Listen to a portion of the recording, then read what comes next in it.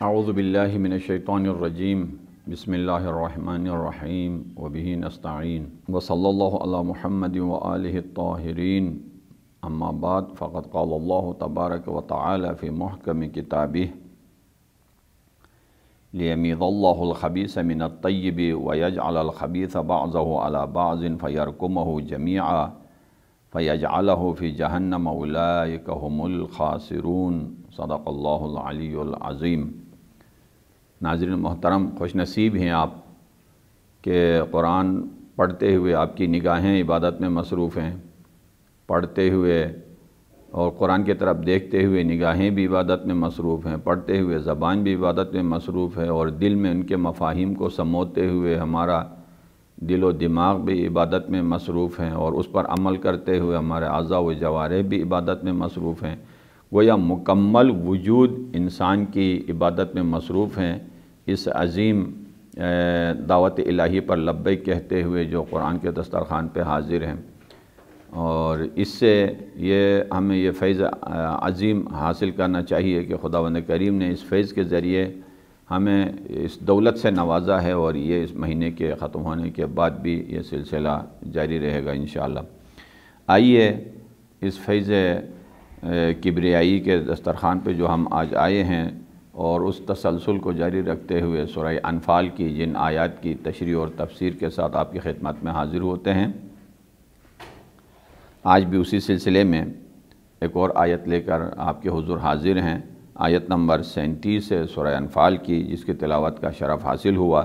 دوبارہ میں آپ کی خدمت میں تلاوت کیے دیتا ہوں کہ لیمیز اللہ الخبیث من الطیب، اللہ ناپاک کو پاکیزہ سے جدا کرنا چاہتا ہے، اور ناپاکوں کو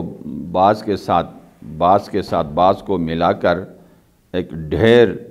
بنا کر ان کو جہنم کے اندر جھونک دینا چاہتا ہے۔ یہی لوگ خسارے میں ہوں گے۔ عزیزان من، یہاں یہ جو پہلا لفظ آیا ہے اس آیت کے اندر، لیمیزا، لام آیا ہے، تاکی کہنے کے لیے عربی میں استعمال ہوتا ہے، چونکہ، کیونکہ، اس لیے کہ کسی بھی علت اور معلول کے درمیان اور سبب و مسبب کے درمیان ارتباط کے لیے عربی میں ہر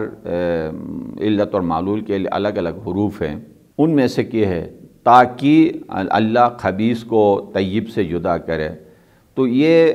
لگتا ہے کہ یہ پہلے کسی اور مسئلے سے مربوط ہے جو آپس میں ایک دوسرے کے ساتھ علت و معلول کی حیثیت رکھتی ہیں۔ وہ آیت جو پہلے کل ہم نے گزشتہ نشست میں ہم نے اس پر بحث کی، وہ یعنی آیت نمبر 36 ہے۔ تو اب اس آیت کو، آج کی آیت کو کل والی آیت کے ساتھ ملانے کے لیے میں اس آیت نمبر 36 کو دوبارہ آپ کی خدمت میں تلاوت کر کے اب نتیجہ دینا چاہتا ہوں، ملاحظہ فرمائیے گا۔ آیت نمبر 36 میں فرمایا کہ ان الذین کفروا ينفقون اموالهم، کافر لوگ اپنا مال خرچ کرتے رہتے ہیں تاکہ راہ الہی میں چلنے والوں کو راہ الہی میں چلنے سے روکے، منزل تک نہ پہنچائے، اور یہ سلسلہ یعنی وہ جاری رکھتے ہیں فَسَيُنْفِقُونَهَا، اور بعد میں بھی یہ خرچ کرتے رہیں گے اللہ والوں کے خلاف۔ یہ کام ان کے لیے آخر میں باعث حسرت ہوگی، وَثُمَّ تَكُونُ عَلَيْهِمْ حَسْرَةً، حسرت یعنی ای کاش ہم یہ کام نہ کرتے۔ جب انجام دیکھیں گے اور اس کے نتیجے پر ان کی نظر پڑے گی تو کہیں گے ای کاش اگر ایسا ہونا ہوتا تو ہم وہ غلطی نہ کر جاتے، مسلمانوں کے خلاف ہم دولت خرچ نہ کر لیتے، ان کو آپس میں نہ لڑوا دیتے۔ یہ حسرت بھی ہوگی انہیں، ثم یغلبون، اور مغلوب بھی ہوں گے، اور اس نتیجے تک نہیں پہنچیں گے جس تک وہ جانا چاہتے تھے۔ والذین کفروا الی جہنم یحشرون، اور کافر آخر میں نتیجتاً جہنم کی طرف جائے گا۔ اس کے بعد یہ آیت نمبر 37 ہے جو لام کے سے شروع ہوئے، لیمیز اللہ الخبیث من الطیب۔ اچھا، یہ آیت جو پہلے یعنی جو مال خرچ کرتے تھے کہ ان کا انجام جہنم ہوگا اور حسرت ہوگی اور مغلوب، یعنی حسرت میں گرفتار ہوں گے ایک،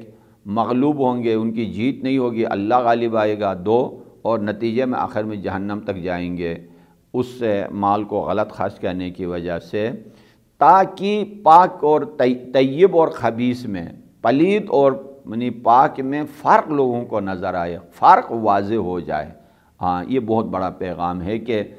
یعنی مال پاک ہونا، آدمی کا پاک ہونا اور مقصد کا پاک ہونا یہ ایک ہے۔ مال کا خراب ہونا، آدمی کی سوچ کا خراب ہونا اور نتیجہ اور طریقہ کار اس کا غلط ہونا یہ ایک طرف ہے۔ یہاں طیب اور یعنی خبیث صرف مال ہی نہیں ہوتا ہے،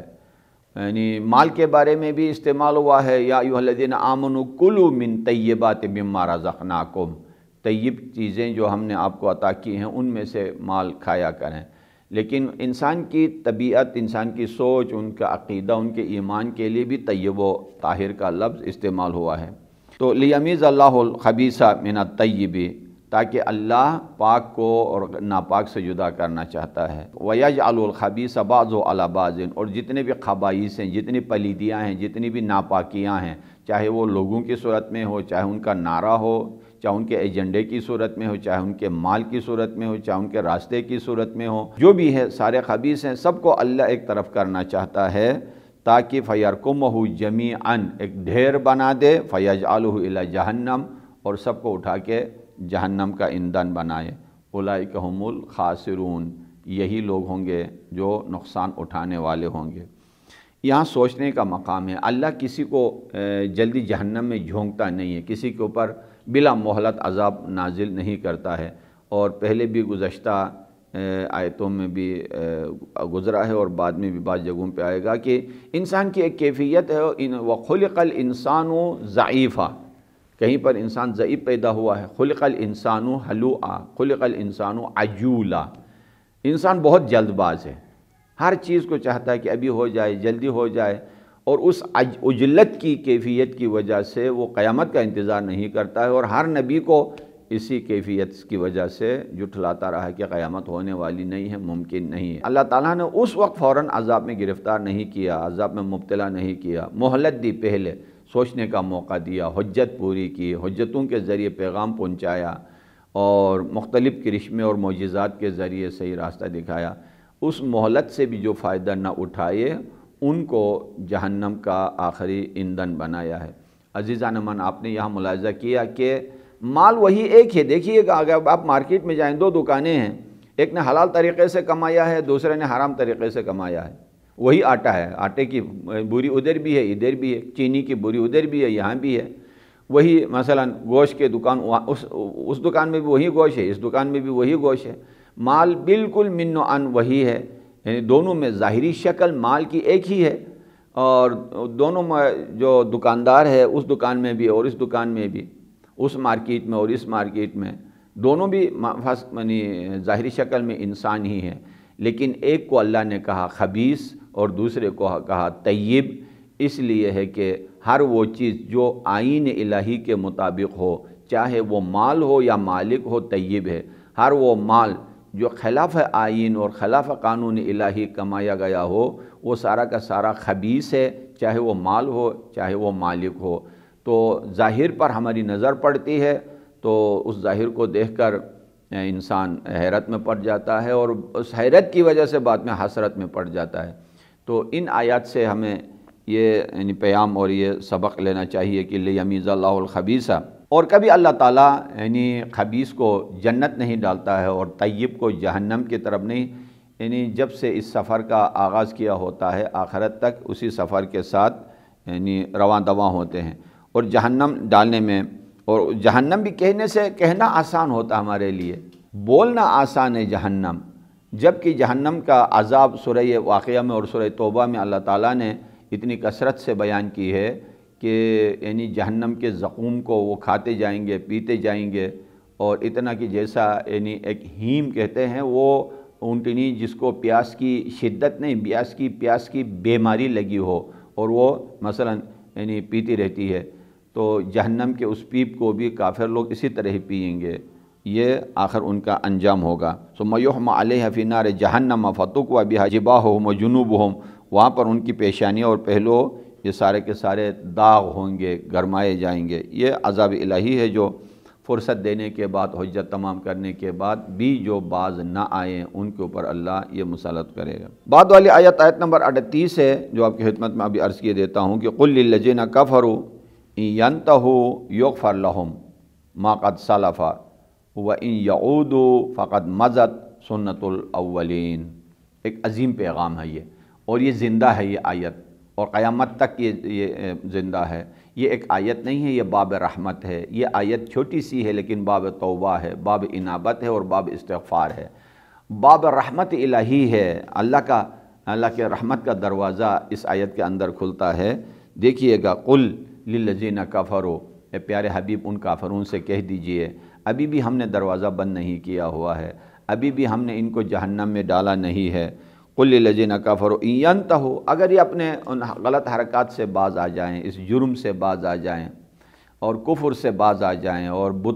بتوں کے سامنے جھکنے سے باز آ جائیں، اللہ کے اور اللہ کے رسول اور اللہ والوں کی مخالفت کرنے سے توبہ کر لیں، یغفر لہم لا حول ولا قوۃ الا باللہ۔ اس سے بڑھ کر رحمت کیا ہوگی؟ جس کی زندگی یعنی کفر کے اندر گزر گئی ہو، جس کی زندگی مسلمانوں کو قتل کرنے میں لگی ہو، جس کی زندگی یعنی تباہی مچانے میں لگی ہو، ان الملوک اذا دخلوا قریۃ افسدوها وجعلوا اعزۃ اہلها اذلہ۔ یہ یعنی مستکبر لوگ، یہ ملوک جب کسی شہر میں داخل ہوتے ہیں تو تباہی مچا کے رکھ دیتے ہیں اور عزت والوں کو بھی ذلیل و خوار کر دیتے ہیں۔ یہ سارا ہو گیا ہے، اے میرے حبیب میرا دروازہ اب بھی کھلا ہے، ان سے کہہ دیجئے کہ اب توبہ کریں، یغفر لہم، سارا معاف کیا جائے گا، لا حول ولا قوت۔ اس سے بڑھ کے بہترین آیت نہ وہ انسانی کو دلاسا دلانے کے لیے، امید دلانے کے لیے، زمین کے قطرے کو آسمان بنانے کے لیے اس سے بڑھ کے ممکن نہیں ہے۔ یغفر لہم ما قد سلف، جو کچھ ہو چکا ہے یہ سارا معاف کیا جائے گا۔ یعنی ایک کفارہ ہے، یعنی اسلام لانا، لا الہ الا اللہ، یہ زبان کی جنبش۔ رب ذوالجلال اگر چاہتا تو اپنے بندے سے یہ کہتا، تو زندگی بھر تو کفر میں رہا ہے، تو نے اتنے سال بتوں کے سامنے سر جھکایا ہے، تم نے اتنے سال نماز نہیں پڑھی ہے، ابھی کیسے تو پاک ہو جائے گا؟ تو 100 اونٹوں کی قربانی دو تب پاک ہو جاؤ گے، یہ بھی شرط نہیں لگائی۔ تم 100 سال روزہ رکھو تب پاک ہو جاؤ گے، یہ بھی نہیں۔ 10 مرتبہ حج بجا لاؤ، 100 اونٹ قربان کر دو اور 1000 مثلا من سونا راہ الہی میں دو تب پاک ہو جاؤ گے، کوئی شرط نہیں۔ گزشتہ نمازوں کو پڑھ لو تب تیرا اسلام قبول ہو جائے گا، اور نہیں کچھ بھی نہیں، بس یہ کہ دل کو ادھر سے ادھر کر دو اور زبان کی جنبش۔ اور لا الہ الا اللہ کا کلمہ بھی اتنا آسان کہ اللہ کی رحمت ہی رحمت نظر آتی ہے۔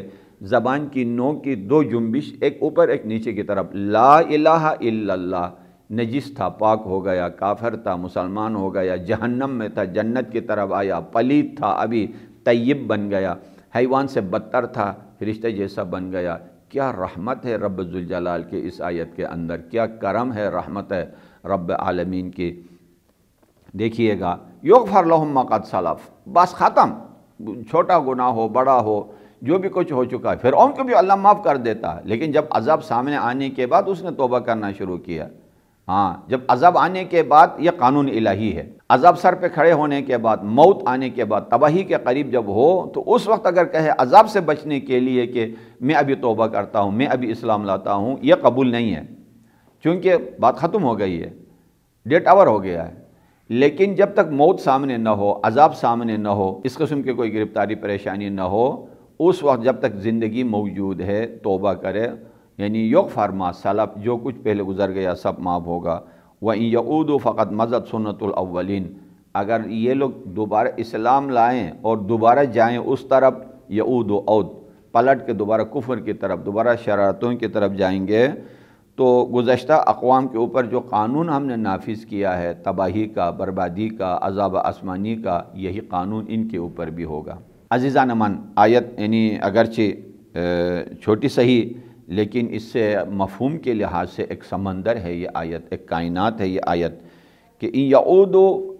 یعودو، اگر یہ لوگ دوبارہ شرارت کریں، زبان سے کہہ دیں لا الہ الا اللہ، لیکن اس کے باوجود اگر کفر کی طرف اگر یہ راغب ہو جائیں، مائل ہو جائیں، تو اللہ اپنی سنت کو ان کے اوپر پوری کرے گا۔ یعنی پہلے یہ حجت ہے، ان ینتہوا، اگر یہ باز آ جائیں، اپنی حرکتیں چھوڑ دیں، تو اللہ کا دروازہ ہمیشہ کھلا ہے، اللہ کا توبے کا دروازہ کھلا ہے، رحمت کا دروازہ کھلا ہے، مغفرت کا دروازہ کھلا ہے۔ یہ ہر قسم کے کافر کے لیے ہے، چونکہ اللہ نے جنت کے لیے پیدا کیا ہے بشر کو، جہنم کے لیے پیدا نہیں کیا ہے۔ اللہ نے رحمت کے لیے پیدا کیا ہے۔ اللہ انسان خود اپنے آپ کو کراہت میں اور اپنے آپ کو جہنم میں ڈال دیتا ہے۔ یہ دروازہ صاف ہے۔ اور اگلی آیت بھی آپ کی خدمت میں تلاوت کروں، آیت نمبر 39 اور 40 میں فرمایا وقاتلوہم حتی لا تکون فتنہ، اور ان کے ساتھ جہاد کرو، ان کے ساتھ جنگ کیا کرو تاکہ فتنہ ختم ہو جائے، وَيَكُونَ الدِّينُ كُلُّهُ لِلَّهِ، اور یہ دین سارا کا سارا اللہ کا ہو جائے۔ فَإِنِ انْتَهَوْا فَإِنَّ اللَّهَ بِمَا يَعْمَلُونَ بَصِيرٌ، اللہ جانتا ہے ان کے ہر عمل پر، اللہ آگاہ ہے، اللہ دیکھ رہا ہے۔ وَإِن تَوَلَّوْا، اگر یہ یعنی مثلا روگردانی کریں گے، منہ پھیریں گے، فَاعْلَمُوا أَنَّ اللَّهَ مَوْلَاكُمْ، اللہ تمہارا مولا ہے، نعم المولا ونعم النصیر، اللہ بہترین مولا ہے اور بہترین نصرت کرنے والا ہے۔ عزیزان من، یہ جو آیت میں نے ابھی آخر میں تلاوت کی ہے وَقَاتِلُوهُمْ حَتَّى لَا تَكُونَ فِتْنَةٌ، یہ خطاب پیغمبر اسلام علیہ السلام سے۔ اس خطاب کے اندر جو ہمیں نتیجہ میسر آیا وہ یہ کہ یعنی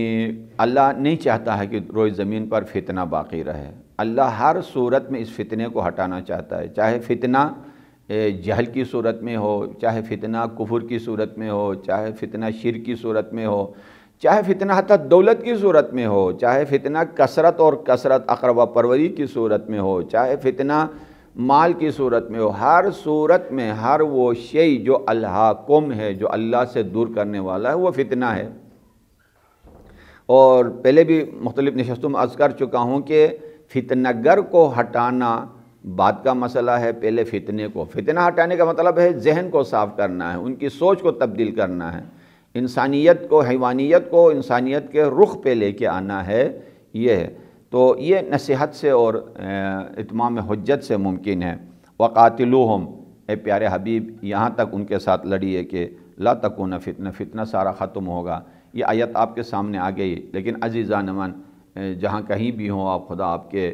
عمر میں امام نے برکت عطا فرمائیں، آپ سے میں یہ سوال کرنا چاہتا ہوں کہ آیا فتنہ ختم ہو گیا ہے یا باقی ہے؟ آیا یہ آیت آج انہیں اپنے مفہوم کے لحاظ سے مثلا غالب آ گیا ہے یا نہیں؟ جس مقصد کے لیے رب ذوالجلال نے حکم دیا ہے کہ فتنہ ختم ہو، یہ مکمل ہو گیا ہے یا نہیں؟ تو آپ سب کا ایک ہی جواب ہوگا، نہیں، فتنہ موجود ہے۔ فتنہ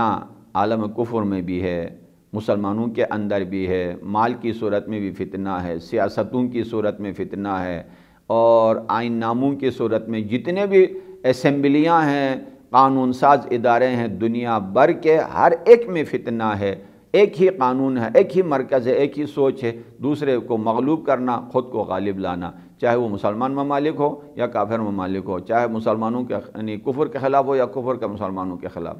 مسلمانوں کا اگر کفر کے خلاف اگر ہو تو ٹھیک ہے، یہ قرآنی سوچ ہے،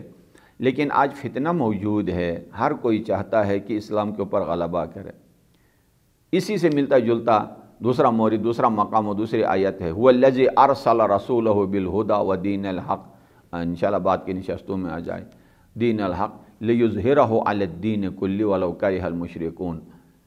وہ ذات جس نے هو الذی ارسل رسولہ، رسول کو بھیجا، کیوں بھیجا؟ لیظہرہ علی الدین کلہ، تمام ادیان پر غالب آ جائے، یہودیت سے لے کر بودھزم سے لے کر ہندوازم سے لے کر کفر سے لے کر کمیونزم سے لے کر شرک، جتنے بھی یہ باطل طاقتیں ہیں سب کو ختم کریں، اللہ کا نظام، اللہ کا آئین، اللہ کی حکمرانی، اللہ کا اسلام نظر آئے۔ میں دوبارہ آپ سے سوال کرتا ہوں، بتائیے ایسا ہوا ہے یا نہیں؟ نہیں ہوا ہے تو کیوں نہیں ہوا ہے؟ کب ہوگا؟ اگر ہو گیا ہے تو کوئی بتائیے مجھے دنیا کے کسی کونے میں کہ 100% اللہ کا یہ آئین، اللہ کا قانون انجام پایا ہو۔ آپ سب کی یہی آواز ہوگی کہ اب تک کچھ نہیں ہوا ہے، ہوا نہیں ہے اور ہونا چاہتا ہے، اور اللہ اپنے وعدے کو 100% مکمل کر کے دکھائے گا یقیناً۔ لیکن بات یہ ہے کہ جب اللہ کا وعدہ پکا ہے اور ہوا نہیں ہے، جواب یہی ہے کہ اللہ ضرور اپنے وعدے کو پورا کرے گا، جس کا آغاز محمد اول سے شروع کیا ہے اور محمد آخر پر اس وعدہ الہی کا اختتام ہوگا۔ اسی کے لیے میں ایک بہت پیاری حدیث آپ کی خدمت میں پیش کرنا چاہوں گا کہ امام جعفر صادق علیہ السلام فرماتے ہیں، لم یجی تاویل ہذہ الآیہ، اس آیت کی تعویل ابھی تک آئی نہیں ہے۔ اور یہ صرف یہی آیت نہیں ہے، بہت ساری آیتیں ہیں، انشاءاللہ آگے کسی فرصت میں وہ ساری آیتیں میں آپ کو سناؤں گا جس کی تعویل ابھی آئی نہیں ہے اور آنے والی ہے۔ بہت ساری آیات اس من جملہ ان میں سے ایک یہ ہے لم یجد تعویل هذه الآیہ، اس آیت کی تعویل ابھی تک آئی نہیں ہے، ولو قد قام قائمنا بعدہ، اس کے بعد جب ہمارا قیام فرمائیں گے، سیرا من یدرکہ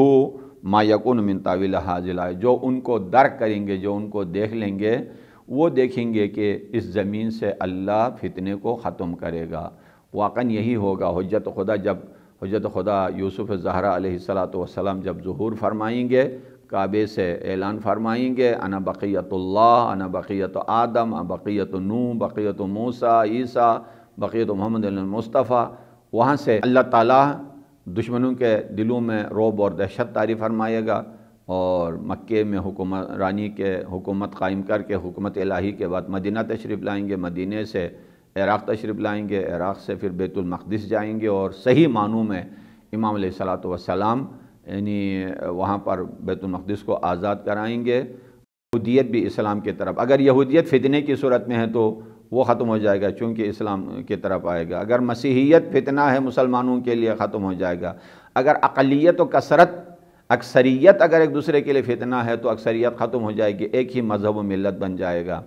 اگر دولت و غربت فتنہ کی صورت میں ہے، اگر دولت غربت کے لیے فتنہ ہے تو دولت ختم سارے کے سارے، غربت بھی ختم، سارے دولت والے ہو جائیں گے۔ اگر جہالت فتنہ ہے اہل علم کے لیے تو جہل ختم ہو جائے گا، سارے اہل علم ہو جائیں گے۔ اور اسی طرح اگر ظلم فتنہ ہے انصاف طلب لوگوں کے لیے تو ظلم ختم ہو جائے گا، سارا کا سارا اللہ تعالیٰ عدالت کی روشنی کو وَأَشْرَقَتِ الْأَرْضُ بِنُورِ رَبِّهَا کی صورت میں پورا کرے گا۔ یہ وہ ایام ہے جو اسی حاجت کے لیے ہم نے دعا مانگی ہے۔ یہ دعا، یہ افتتاح یہی پیغام دیتا ہے ماہ رمضان میں کہ یہی دعا کرے، اللہم انا نرغب الیک فی دولت کریمت